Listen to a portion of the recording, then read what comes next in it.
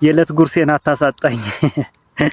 ትልቅ ህልም ያለው ሰውዬ፣ ትልቅ ድርጅት ለመገንባት የተነሳው ሰውዬ ስሜቱ ዝቅ ሲል ሞክሮ አልሳካለት ሲለው በቃ የዕለት ጉርሴን አታሳጣኝ ብሎ ለዕለት ጉርሱ መልፋት ይጀምራል ማለት ነው፣ ትልቅ አላማውን ትቶ። ስለዚህ ከጀመርክ ከተንቀሳቀስክ አይቀር አንድ ቀበሮ በጧት ተነስቶ ፀሐይ የሞቀ ያለ የገንዛ ጥለውን በፀሐይ ያየውና በጣም ትልቅ እና ግዙፍ ሆኖ ያየዋል ማለት ነው።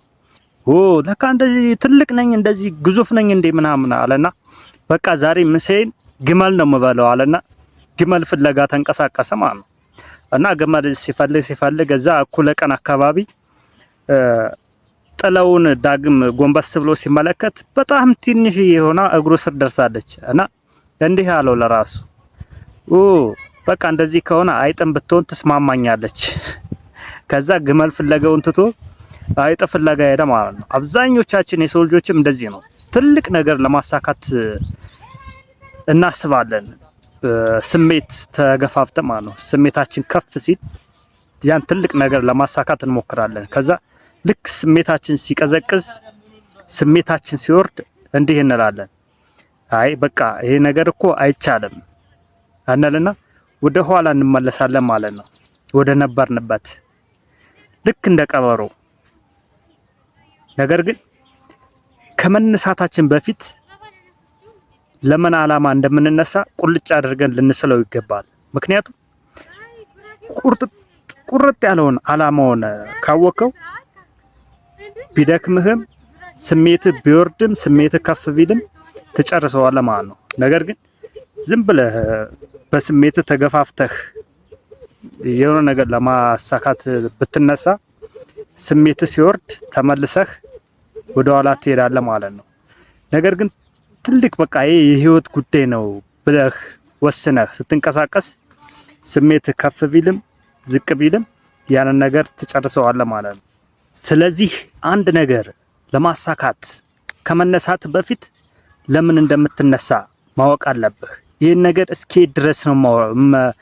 ድረስ ነው ላሳካው የፈለኩት፣ በስሜት ተነሳስቼ ነው ወይስ ከውስጤ የሚገፋኝ ኃይል አለ? ይሄን ነገር የሆነ መሰናክል ቢገጥመኝ አቆመዋለሁ ወይስ መሰናክሉን ተቋቁሜ የምፈልገውን ለማሳካት የፈለኩትን ነገር አሳካዋለሁ የሚለውን ማወቅ አለብህ። ስለዚህ ይሄንን አውቀህ ስሜት ዝቅ ቢልም ስሜት ከፍ ቢልም አደርገዋለሁኝ ብለህ ወስነህ ከተነሳ ታደርገዋለህ።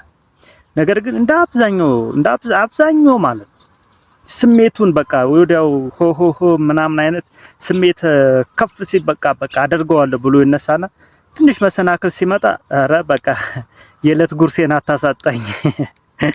ትልቅ ህልም ያለው ሰውዬ፣ ትልቅ ድርጅት ለመገንባት የተነሳው ሰውዬ ስሜቱ ዝቅ ሲል ሞክሮ አልሳካለት ሲለው በቃ የዕለት ጉርሴን አታሳጣኝ ብሎ ለዕለት ጉርሱ መልፋት ይጀምራል ማለት ነው፣ ትልቅ አላማውን ትቶ። ስለዚህ ከጀመርክ ከተንቀሳቀስክ አይቀር በቃ እስከ መጨረሻው ድረስ ይሄን ነገር የምጀምረው ሞክሮ ነበር ለመባል ሳይሆን ለመጨረስ ነው። ይሄን ካልጨረስኩ አላቆም፣ ስጨርስ ብቻ ነው ማቆመው ብለህ አስበህ ስትነሳ ግን ምንም ውጤት እንኳን ባይኖር እንደተነሳህ ትቀጥልበታለህ ማለት ነው። ምክንያቱም ወስነሃል በቃ ምንም ቢሆን አሳካዋለሁ ብለህ ስለወሰንክ ያን ነገር ማሳካት ትችላለህ።